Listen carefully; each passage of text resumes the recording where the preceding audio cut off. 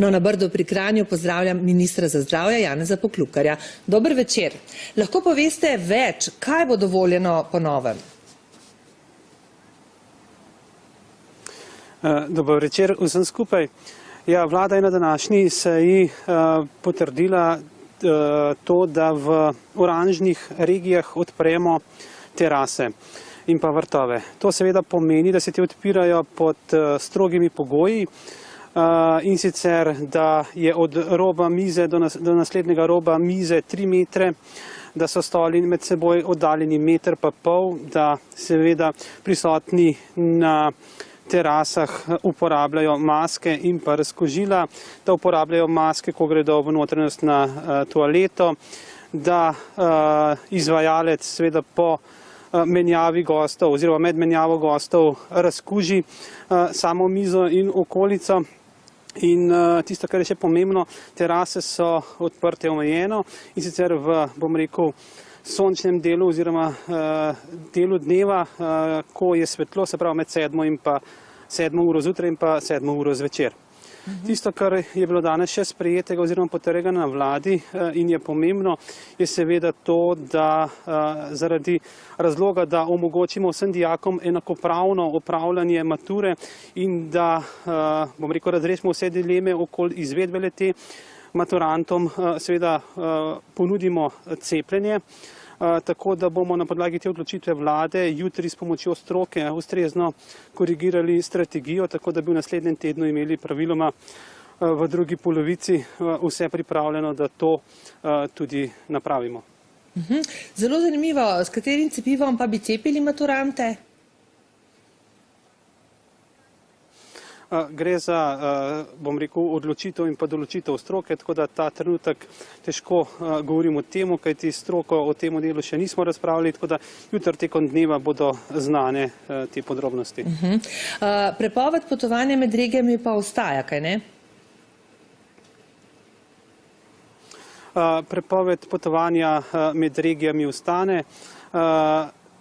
Tudi, bom rekel, praktično druge omejitve, tako da z današnjo sejo vlado se tisto, kar se sprošča, se dodatno sprošča izvajanje gostinske dejavnosti na samih terasah in to je to ključno, medtem ko vse ostale omejitve ostajajo praktično enake kot v prejšnjem tednu.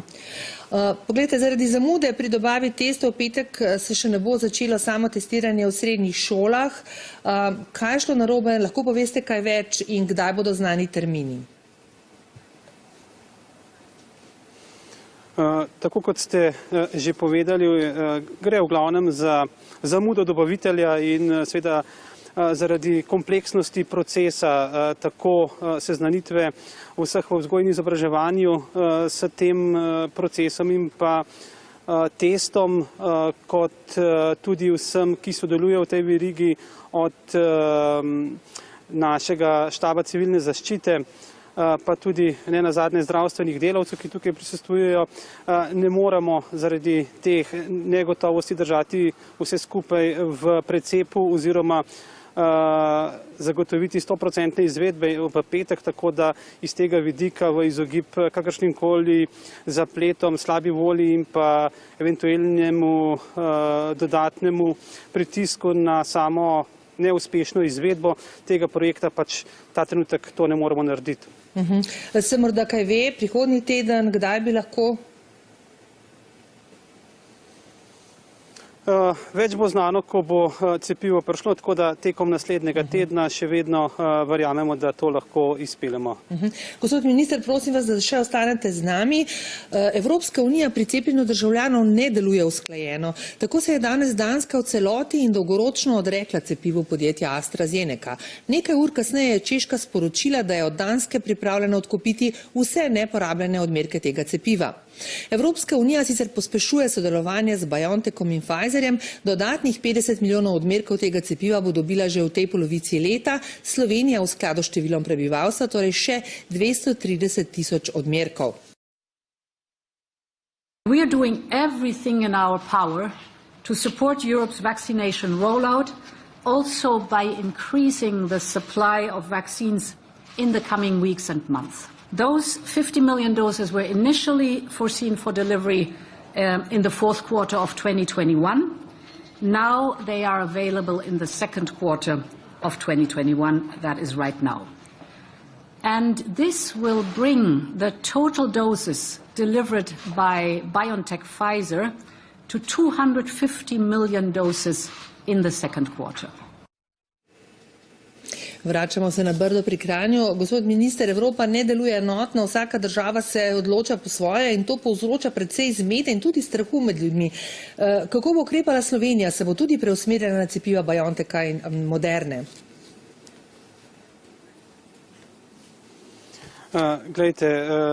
Povsem probamo slediti stroki, tako da v prvi vrsti sledimo Agenciji za zdravila, se pravi EMI, potem naši posvetovalni skupini in to so tista izhodišča, na podlagi katerih snujemo eventualne spremembe strategije in verjamem, da zagotavljamo največjo varnost državljanov pri cepljenju in seveda tudi največjo učinkovitost cepiv.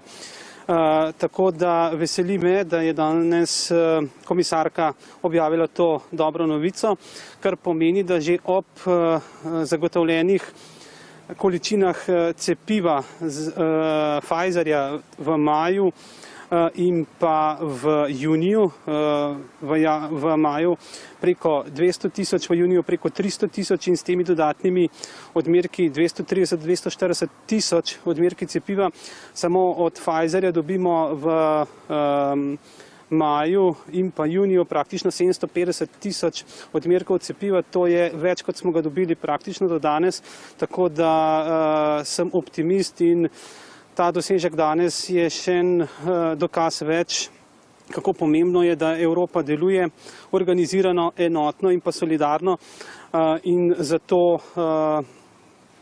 si bomo, verjamem, vsi skupaj prizadevali tudi naprej, da tako ostane. No, pri nas cepimo s cepivom AstraZeneca vse državljane, ne? Ponekod nekoliko drugače. Zaradi nezaupanja odmerki ostajajo. Danes smo slišali do polovice, ponekod celo 2/3 ljudi ne pridejo na cepljenje s tem cepivom. Kako rešiti ta problem?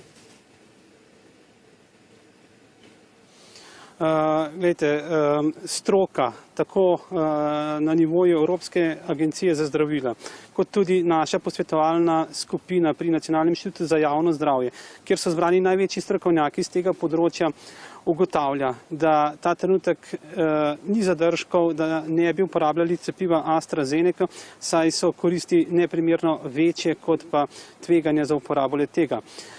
In to je ključno, da sledimo sporočilom stroke in če verjamemo stroki takrat, ko potrebujemo pomoč ob zlomljeni nogi, jaz mislim, da ni zadržka, da to tudi takrat, ko govorimo o cepljenju, o epidemioloških situaciji in razmerah vezane na epidemijo. No, ampak če se izkaže, da je kaj narobe, ne? Zdaj vidimo, enake problemi se sicer v zelo majhni meri pa vendarle pojavljajo s cepivom Johnson & Johnson. Kaj bi to pomenilo za našo cepilno strategijo oziroma za projekt cepljenja? Cepivo Johnson & Johnson v teh dneh prihaja v Slovenijo, dejansko je prva pošiljka danes že prišla in glede na odločitev na nivoju Evrope, ki je sledila Ameriki oziroma FDA-ju, je seveda edina možna odločitev, ki je na tem mestu smotrna bila, da seveda cepivo Johnson & Johnson damo v tako imenovano karantensko skladišče, počakamo odločitev in ta odločitev ne bi bila praviloma znana oziroma podrobnejša navodila naslednji četrtek, kolikor pravilno vem, in potem bomo seveda nadalje se z našo posvetovalno skupino domenili, kako je najbolje uporabiti ali predati omenjeno cepivo. Morda samo še to, veliko ljudi je bilo cepljenih s prvim odmerkom AstraZeneca, Nemčija razmišlja, da bi v drugem cepila s cepivom BioNTecha, tudi kakšni razmisleki taki pri nas?